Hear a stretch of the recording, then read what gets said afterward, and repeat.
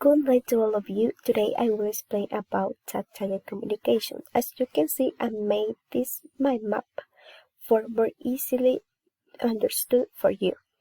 Okay, at first, what is that? Yesterday I saw videos on YouTube about this, and it said defining tactile connect with scenes of touch, tangible designed to be perceived by touch.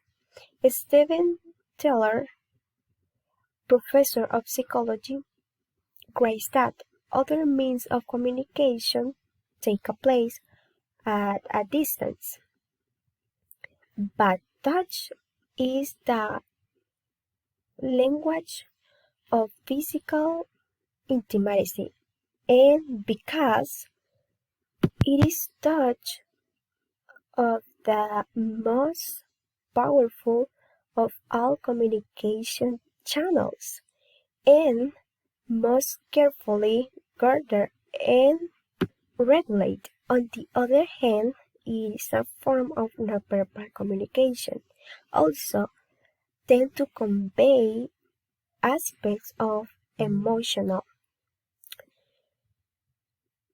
On the other point, also very important mechanism and vehicle in interpersonal relations.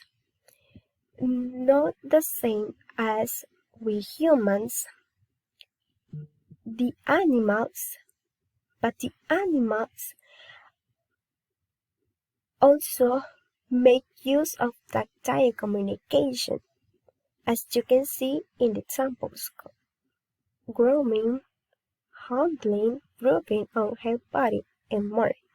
Secondly, there are varieties. For example, very unpredictable form of communication. Subjects stay in close proximity to each other. How we react to a touch depends on culture, life experience, and no universal meanings. One clear example about that: greet a friend with a handshake like this. Thank you very much. That's all.